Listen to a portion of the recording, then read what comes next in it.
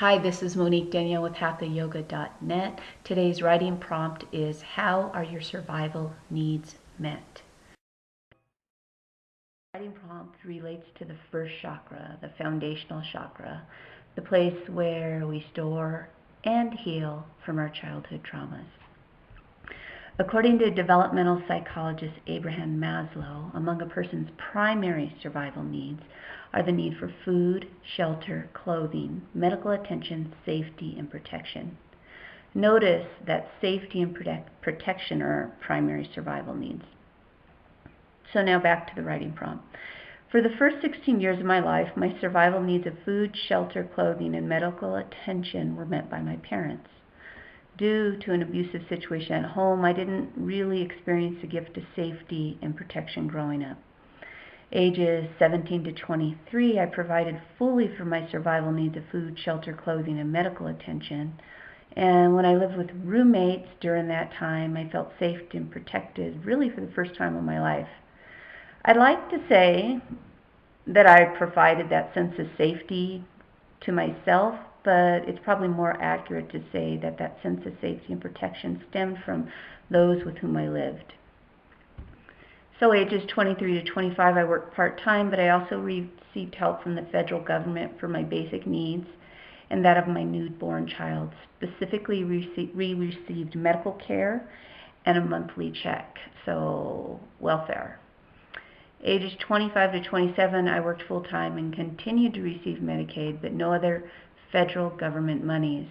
However, my grandmother and aunt provided my son and I with food, shelter, and most important, the safety and unconditional love that we needed.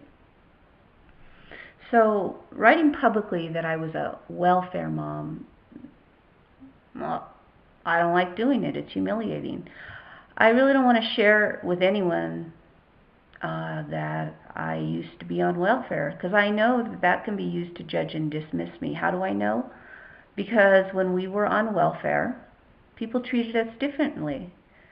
On more than one occasion, medical professionals were unkind, condescending, and they provided a substandard level of medical care. In fact, the right side of my face has nerve damage and atrophy from a dental hack job that literally landed me in the ER from nearly bleeding to death. And the worst part is that I was only one of 4 welfare moms taken out of that dental office that week in an ambulance. I suppose the funny feeling on the right side of my tongue and facial asymmetry that I now have is a lifelong reminder. It reminds me of my welfare days. It helps me remember our humble roots and the fact that we once had to ask for help. We had to ask for a handout.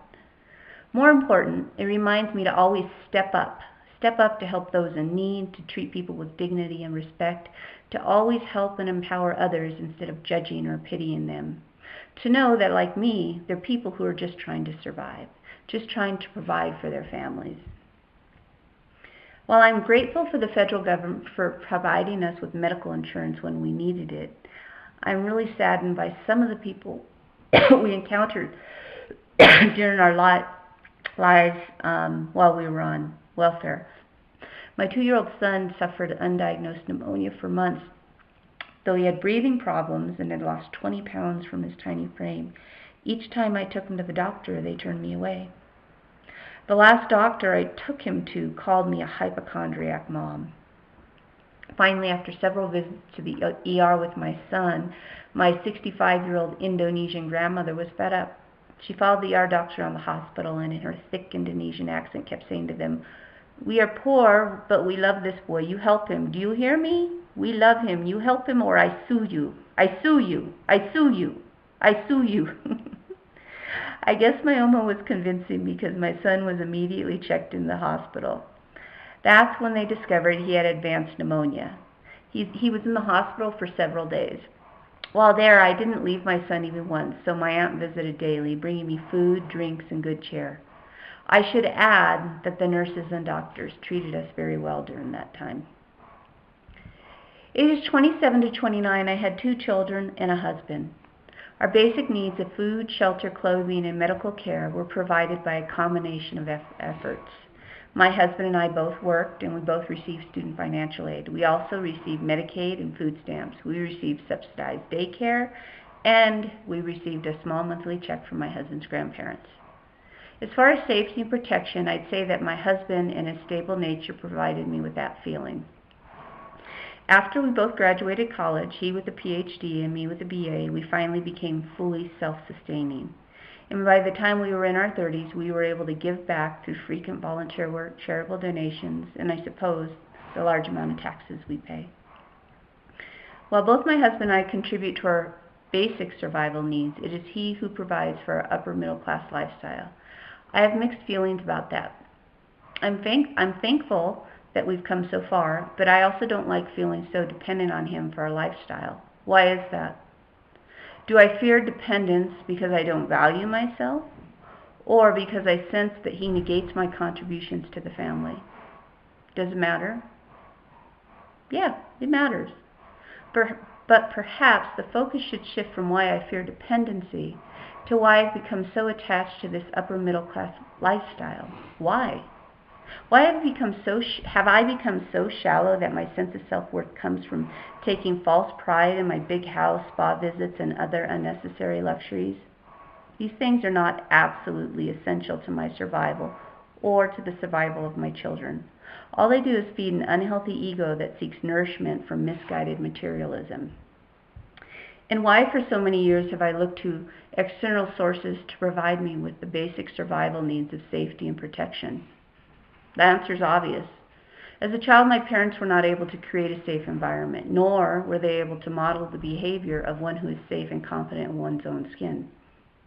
The truth is, I have everything I need spiritually and intellectually to provide for my basic survival needs of food, shelter, medical care, clothing, safety, and protection. And I even have enough left over to give and nurture others. No matter what, I'll always find a way to give.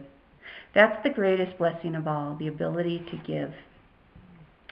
One last note. While my husband and I were fortunate to transcend poverty, and I was fortunate to transcend a family history peppered by abuse and mental illness, not all are so lucky. If someone in your life, be they family or stranger, cannot provide for themselves, is mired in mental illness, drug addiction, or another path of destruction, please do not drag them down with harsh words, a judging attitude. Do not ignore, abandon, or diminish them. Please be kind, loving, compassionate, and patient. It's not your job to fix, scold, or analyze them. The only thing you should do, that you're commanded to do, is to love this person unconditionally and to act accordingly.